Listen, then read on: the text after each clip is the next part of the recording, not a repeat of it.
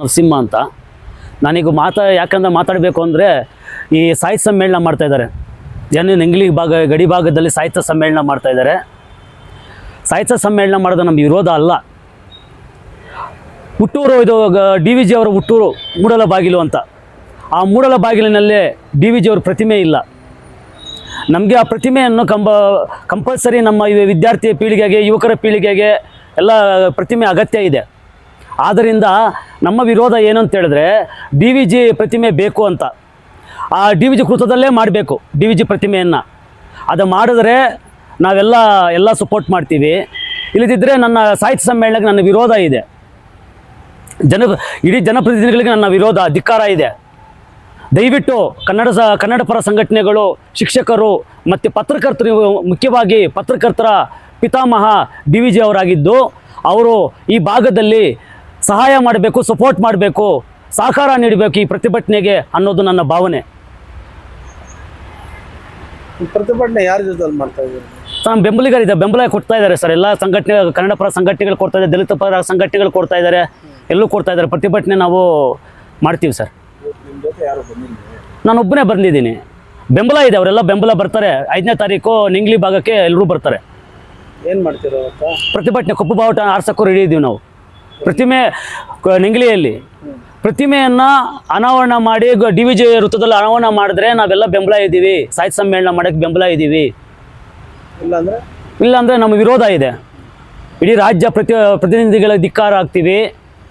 ಮತ್ತು ಇಲ್ಲಿರೋ ಪ್ರತಿನಿಧಿಗಳು ಮತ್ತು ಅಧಿಕಾರಿಗಳು ದಯವಿಟ್ಟು ಇದು ಸಹಕಾರ ನೀಡಬೇಕು.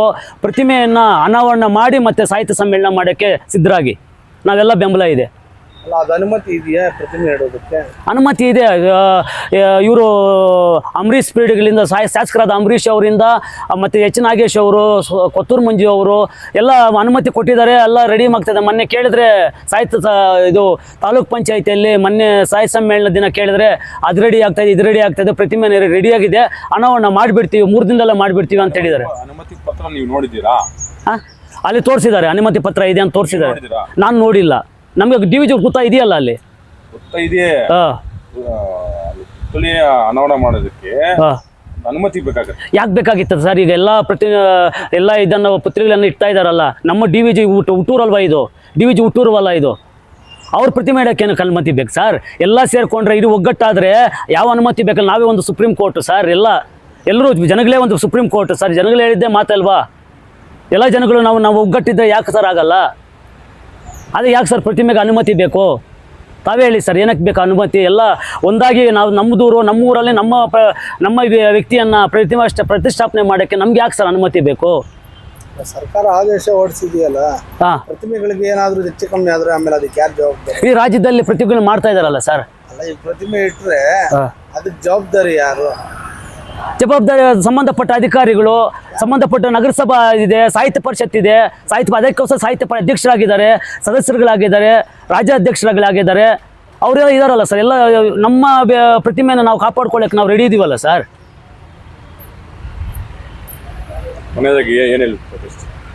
ನನ್ನ ಸಾಹಿತ್ಯ ಸಮ್ಮೇಳನಕ್ಕೆ ನನ್ನ ವಿರೋಧ ಇದೆ. ಪ್ರತಿಮೆ DVG ವೃತ್ತದಲ್ಲಿ DVG ಅವರ ಪ್ರತಿಮೆ ಇಡಬೇಕು. ಇಟ್ಟವರೆಗೂ ನಾವು ಸಾಹಿತ್ಯ ಸಮ್ಮೇಳನ ಆಡೋಕ್ಕೆ ಬಿಡೋಲ್ಲ. ನನ್ನ ವಿರೋಧ ಇದೆ. ಸಾಹಿತ್ಯ ಸಮ್ಮೇಳನಕ್ಕೆ ನಮ್ಮ ವಿರೋಧ ಇದೆ.